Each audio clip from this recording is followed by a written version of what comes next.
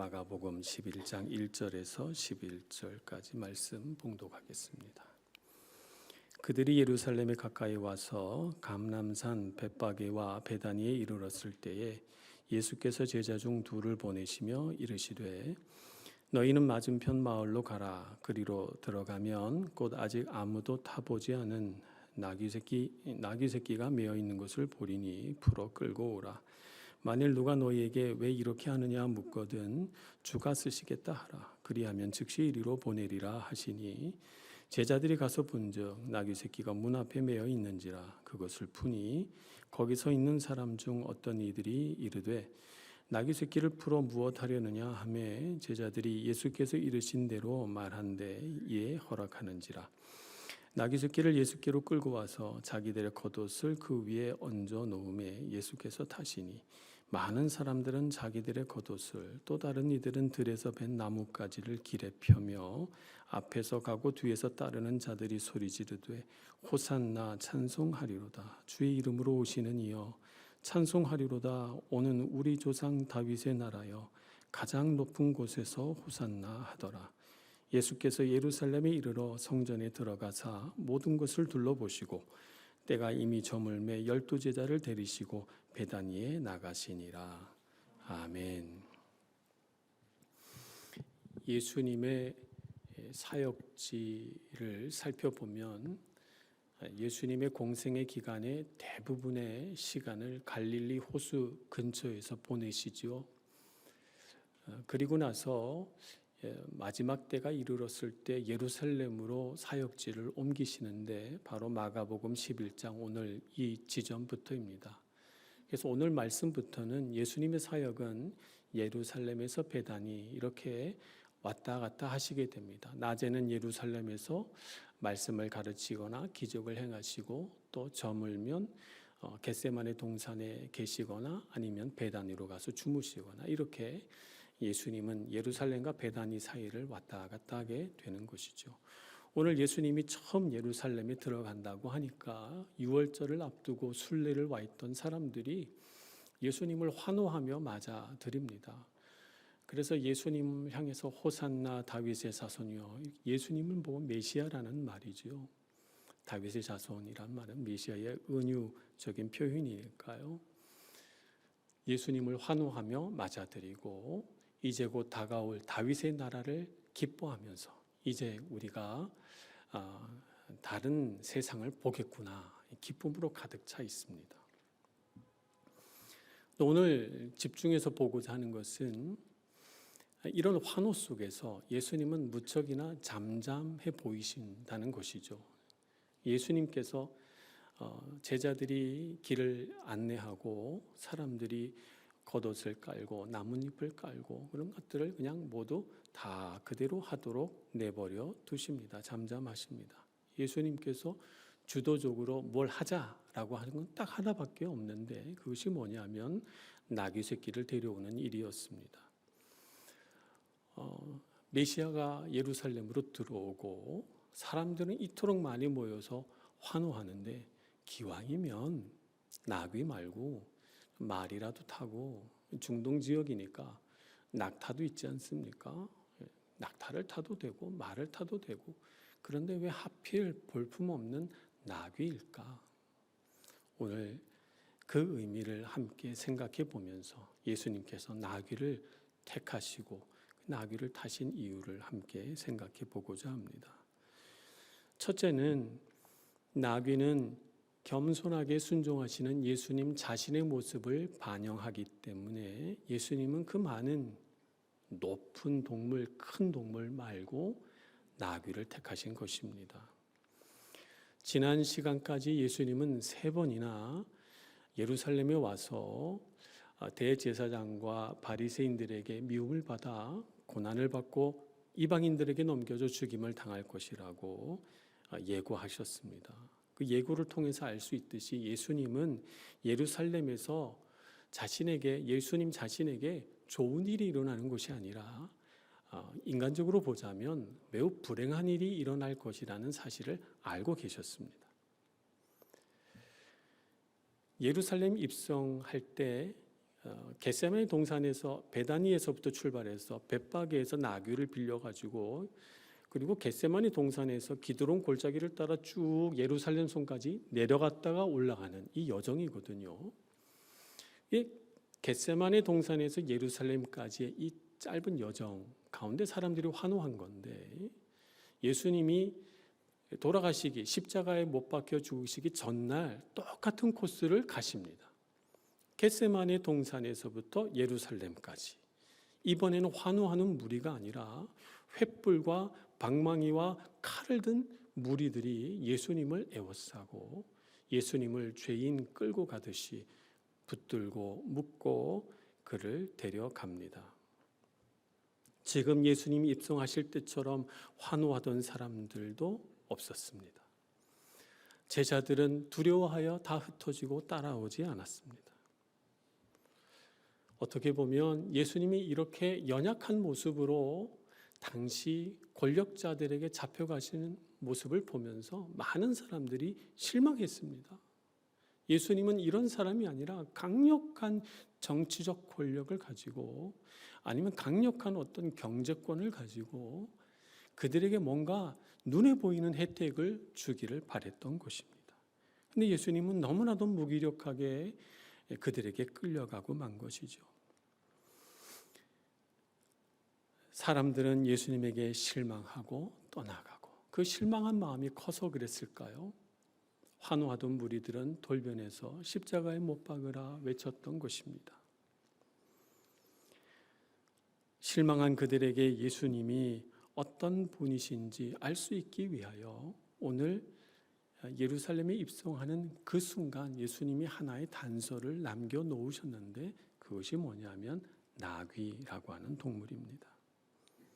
예수님은 제자들을 시켜서 그들이 직접 가서 나귀를 데려오라고 명령하십니다. 예수님께서 모든 것을 다 준비해 놓으신 것처럼 예수님께서 마치 모든 것을 다 아시는 것처럼 이렇게 가서 이렇게 말하고 데려오라라고 일러 놓으시죠. 예수님의 이 신비로운 명령을 따라서 과연 그곳에 갔더니 나귀가 있고 또 데려가려 했더니 이렇게 묻고 저렇게 대답했더니 그대로 데려왔어요. 그래서 예수님이 그 나귀 위에 앉으신 것입니다. 왜 좋은 말도 아니고 하필 나귀를 데려오라 하신 것일까?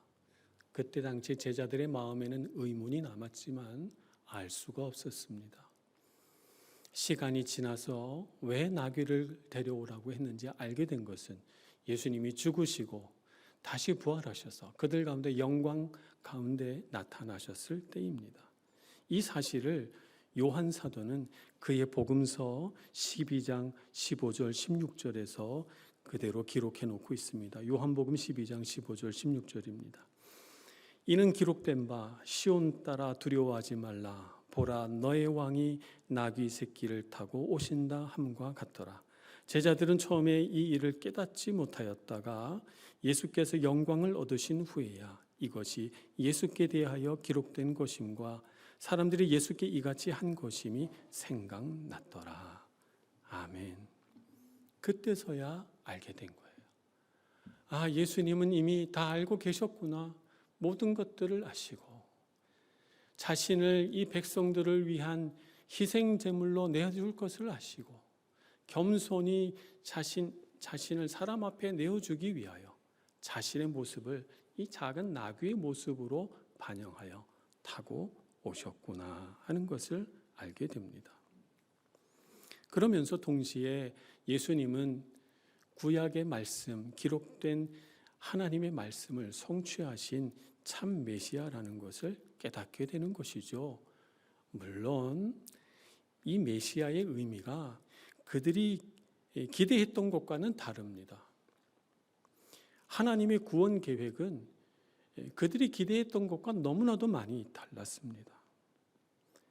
예수님은 사람들이 기대했던 것처럼 화려한 말을 타고 엄청난 정치적 권력을 가지고 그들의 문제를 한순간에 해결하는 그런 메시아의 모습으로서가 아니라 오히려 하나님의 말씀에 순종하여 자기 목숨을 많은 사람들의 죄값으로 지불하여 그들 고통의 근본적인 문제였던 죄의 문제를 해결하시기로 스스로 선택하고 결정하셨던 것입니다.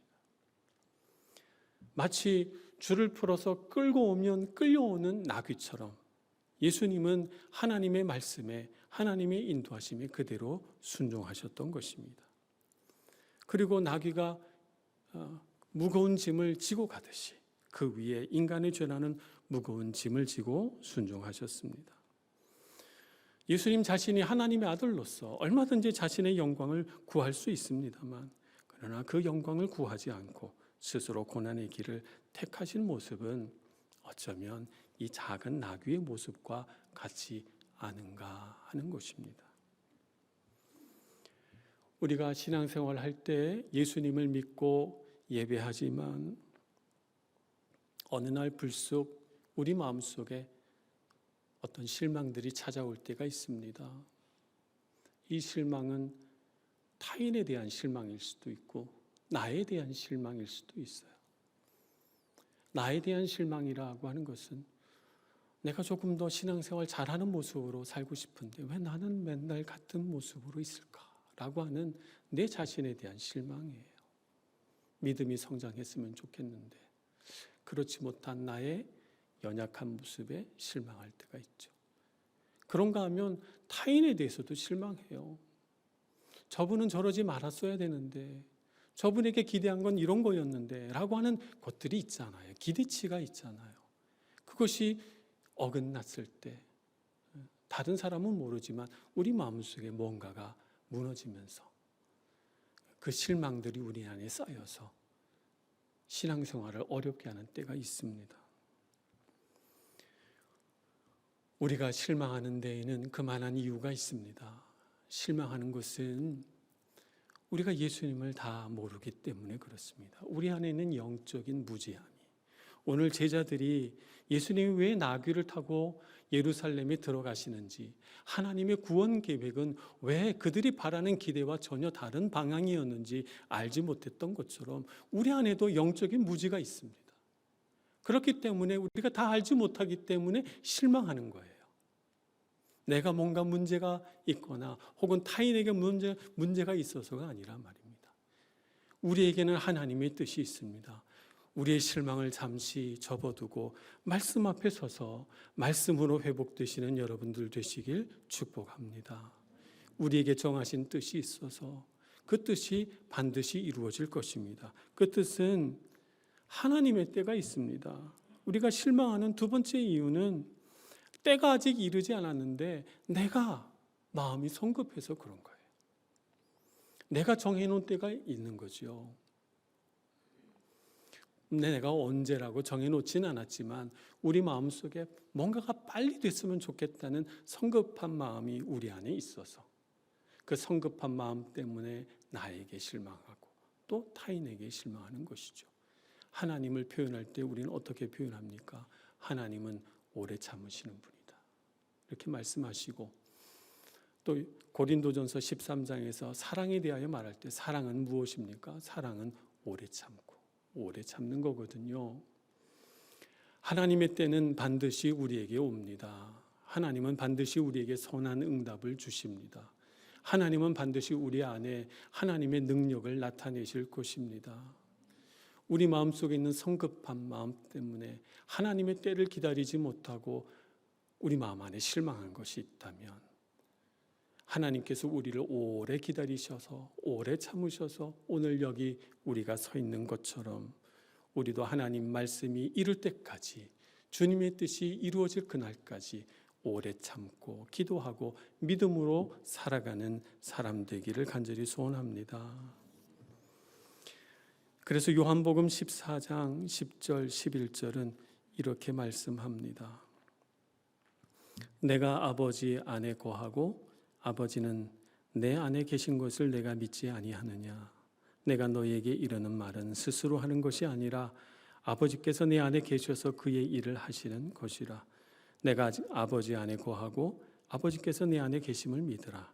그렇지 못하겠거든 행하는 그 일로 말미암아 나를 믿으라. 작은 나귀를 떠올리며 예수님께서 걸어가신 그 길을 쭉 뒤돌아보고 주님은 다 알고 계셨구나. 주님은 그런 의미로 예루살렘의 그 초라한 모습으로 입성하신 거였구나. 주님의 사랑은 이런 것이었구나. 제자들은 깨달아가며 그분의 말씀, 그분의 하신 일들을 기억하며 믿음을 쌓아갑니다. 오늘 우리도 우리 마음속에 주님께서 하신 말씀을 마음에 담고 주님께서 우리를 위해 하신 일들을 기억하며 믿음을 쌓아가는 삶을 살아가야 되겠습니다. 그분은 지금도 우리를 나귀처럼 업으시고 우리를 인도하고 계십니다. 그분을 따라가면 우리 삶이 아무리 공고한 지역에 이르렀을지라도 그분께서 함께 하심으로 우리의 고난을 다 물리쳐 주시고 이겨내게 해 주실 것입니다. 그분이 우리 어깨, 그분이 우리를 업고 가시기 때문에 우리 삶 가운데 어떤 어려움이 닥쳐도 우리는 능히 이겨낼 수 있을 줄로 믿습니다. 두 번째 우리가 생각해 볼 것은 나귀는 그분의 모습인 동시에 순종해야 할 우리의 모습이기도 하다는 것입니다. 유럽의 성당에 가면 종종 보게 되는 그림이 있습니다. 제가 전에 시에나에 갔더니 시에나에도 있더라고요. 시에나에는 아예 성당 이름이 이분의 이름으로 되어 있습니다. 산 크리스토포로. 산 크리스토포로, 성 크리스토포로라고 하는 이 사람의 그림이 성당 안에 이렇게 그려져 있는 모습이 있거든요. 한번 화면에 띄워 주시겠습니까? 이런 모습입니다. 거인인데 어깨 위에 어린아이 하나를 이렇게 업고 지팡이를 들고 강을 건너는 모습의 이런 그림이 성당 안에 있거나 조각으로도 있거나 이렇게 하는 일들이 종종 있습니다. 이 사람의 원래 이름은 레포로보스라고 하는 그리스인입니다. 주후 250년경의 인물이지요. 태어나면서부터 아주 기골이 장대한 거인이었습니다.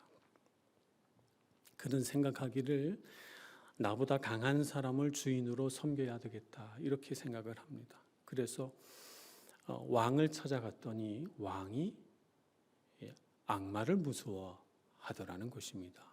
악마를 찾아갔더니 악마는 십자가를 무서워하더래요. 그래서 그가 깨달은 것이 뭐냐면 세상에서 가장 힘센 사람은 그리스도라는 사람이구나 하는 것을 알게 되었다고 합니다.